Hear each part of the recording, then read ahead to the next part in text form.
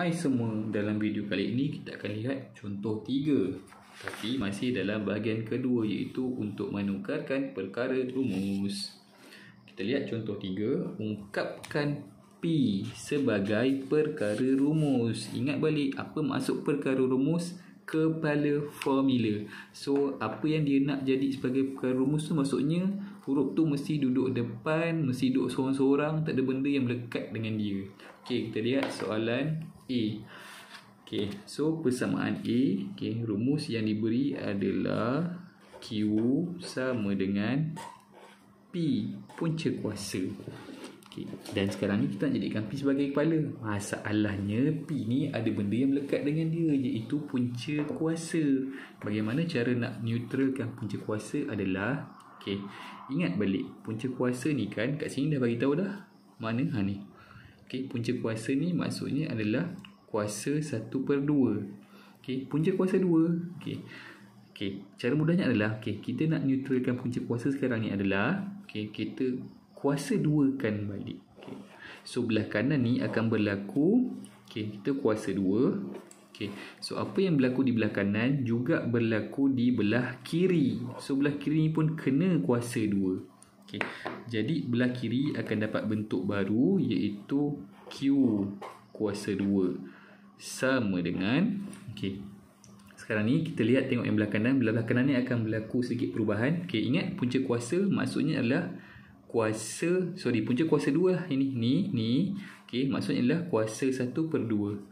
So di sini berlakunya pemotongan lah punca kuasa ni. Okey, punca kuasa dengan kuasa. So akan jadi P. Okey, ingat ungkapkan P sebagai perkara rumus. P mesti duduk seorang-seorang, tak ada benda yang melekat dengan dia, dan dia mestilah berkadar positif. So tengok semua syarat tu dipenuhi tak? Cantik. So kita pusingkan kedudukan dia, jadikan P kat belah kiri lah. So P sama dengan Q kuasa 2. So inilah rumus dalam sebutan P untuk contoh 3. Kita lihat contoh 3B pula. Baik, contoh 3B, rumus asal yang dia bagi adalah S sama dengan P kuasa 2. Okey, so sekarang ni kita tengok P mesti duduk seorang-seorang. Dia masuk duduk seorang-seorang tu tak ada tambah tolak melekat dengan dia, tak ada faktor huruf atau nombor yang melekat dengan dia, dan kuasa dia mesti 1. Itu sebab kita nak explore contoh 3 ni. Tapi sekarang ni, okey, dan sekarang ni kita tengok dekat 3B ni, contoh 3B, perkara rumus yang kita nak jadikan ni, huruf P ni ada kuasa yang melekat dengan dia, iaitu kuasa 2. So bagaimana cara untuk neutralkan atau hapuskan atau bawa kuasa 2 yang melekat dengan P ni adalah, okay, apa yang kita boleh buat, dekat belah kiri ni kita akan punca kuasakan. Belah kanan. Belah kanan ni kita akan punca kuasakan. Okay, so apa yang kita buat kat belah kanan akan buat juga benda yang sama dekat belah kiri. So dekat belah kiri akan dapat bentuk baru, iaitu, okay, S punca kuasa sama dengan, okay, dan belah kanan akan berlaku pemotongan antara kuasa dan punca kuasa. So kuasa dengan punca kuasa boleh potong, dineutralkan. So akan jadi P. Okay, so ingat balik syarat nak jadi perkara rumus, dia mesti duduk seorang-seorang, mesti tak ada yang melekat dengan dia, mesti berkadar positif, dan mesti kuasanya 1. Tak boleh ada punca kuasa, tak boleh ada kuasa. So kalau keempat-empat syarat ni dipenuhi, okay, betul lah tu. Okay, cuma nak murnikan dia, kita pusingkan jawapan kita ni, jadikan P duduk belah kiri lah. So P sama dengan S punca kuasa. So inilah rumus dalam sebutan P bagi contoh 3B. Kita lihat contoh C pula. Baik, contoh C, okay, ini persamaan kita C. Okay, persamaan asal yang diberi adalah W sama dengan P/3 punca kuasa. Okay, so sekarang ni tengoklah nak jadikan P sebagai kepala. Masalahnya ada pecahan melekat dengan dia, ada punca kuasa melekat dengan dia, jadi kita kena alihkan semua tu. So sekarang ni, okay, kita kena fikir siapa yang kita nak alihkan dulu, adakah pecahan atau adakah punca kuasa. So siapa yang paling duduk dekat dengan dia? So paling dekat dengan P sekarang ni adalah 3. So kita kena alihkan yang punca kuasa ni dululah. Punca kuasa kena bawa pergi seberang, atau kita kena hapuskan punca kuasa yang melekat dengan P ni. So bagaimana caranya? Ingat, nak hapuskan punca kuasa, kita mesti kuasakan dengan diri dia balik. So simbol ni adalah punca kuasa 2. So belah kanan ni kita kena kuasa 2kan. Apa yang berlaku dekat belah kanan, kena buat benda yang sama dekat belah kiri. So belah kiri ni pun kena kuasa 2. Okay. So berlaku perubahan bentuk dekat belah kiri. So belah kiri akan jadi, okay, ni kita dah kuasa 2 kan. So dia akan jadi W kuasa 2 sama dengan, okay, so belah kanan ni tadi kan kita dah kuasa 2 kan. So berlaku neutralisasi kat sini atau pemotongan punca kuasa. So yang tinggal adalah P per 3. Kan dah hilang punca kuasa tu. Happy lah sikit kan. Okay. Seterusnya, ada lagi tak benda melekat dengan P? Ada, iaitu 3. So bagaimana cara nak hilangkan 3 dekat P ni? Kan per 3 bahagi 3. So kita nak neutralkan 3 ni, atau kita nak hilangkan 3 ni dengan cara kita darabkanlah dengan 3 kat belah kanan. So apa yang kita buat dekat belah kanan, kena buat benda yang sama dekat belah kiri. So dekat belah kiri ni pun kenalah darabkan dengan 3. So dekat belah kiri akan dapat bentuk baru. Okay, so W kuasa 2 darab 3. Dapatlah 3 W kuasa 2 lah. Okay, dan belah kanan akan berlaku pemotongan. Okay, 3 atas 3 bawah, 3 bahagi 3 1. Yang tinggal adalah P. Okay, ungkapkan P sebagai perkara rumus. Tengok balik P ni, duduk sorang-sorang tak? Berkadar positif tak? Ada tak benda yang melekat dengan dia? Dan adakah dia kuasa dia 1? Dah tu cantik lah tu. Tinggal nak pusingkan balik, jadikan perkara rumus tu dekat belah kiri kalau boleh. Tu semoleknya lah.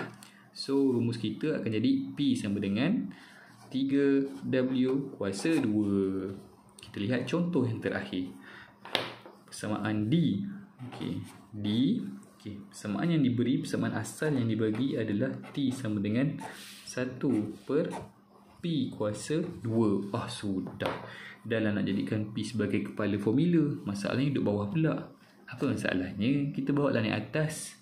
So bagaimana cara nak bawa naik atas? Okay, kalau nak, okay, ni sekongsikan jalan kerja yang jelas lah.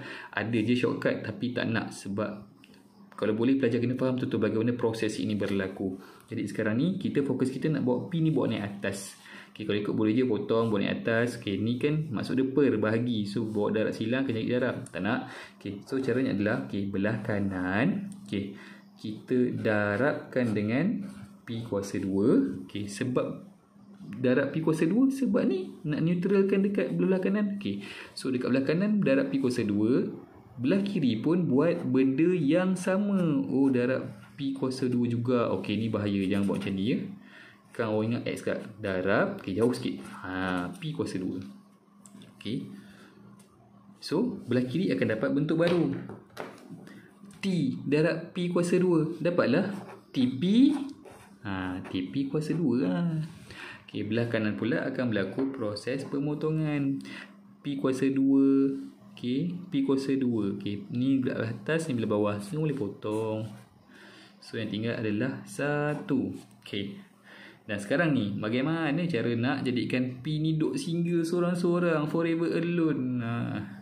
Okay, kita hilangkan apa yang melekat dengan P.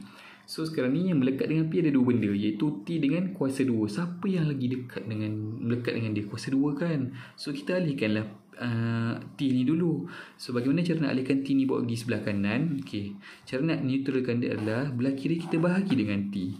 Okay, so belah kanan pun kena buat benda yang sama, bahagi T jugalah.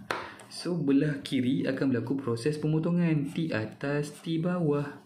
Yang tinggal adalah P kuasa 2 sama dengan 1 per T. Tapi ada benda lagi melekat dengan P sekarang ni, iaitu kuasa 2. Ingat balik, syarat yang keempat adalah P kuasanya mesti 1.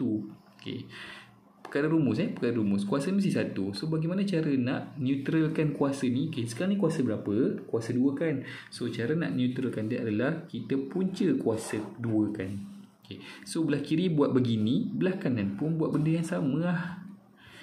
So belah kiri akan berlaku proses pemotongan kuasa. Punca kuasa ni tinggal P sama dengan, okey, so belah kanan akan jadi bentuk baru 1/T punca kuasa. Okey, so dah dapat dah. Okey, check balik P. Dia duduk sorang-sorang tak? Ya. Okey, ada tak benda yang melekat dengan dia? Tak ada. Okey, dia berkadar positif tak? Iya. Kuasa dia 1 tak? Iya. So dapatlah rumus dalam sebutan P. Tapi kan sebenarnya kan, okey, pelajar juga, okey, ni bonus pelajar juga boleh terbitkan rumus dengan cara lain. Yang soalan D ni, okey, ingat punca kuasa ni adalah milik 1 dan 1 yang dekat atas dengan T kat bawah. Sebenarnya kan pelajar boleh pecahkan, dia akan jadi macam ni. Okey, 1 punca kuasa per T punca kuasa. Okey, so cuba tekan kalkulator. 1 punca kuasa dapat berapa? Dapat 1. So sebenarnya pelajar boleh juga tulis dalam bentuk begini. P sama dengan 1/T punca kuasa. Okey pelajar, so ini adalah contoh 3 dah diterangkan kepada semua. Harap dapat membantu.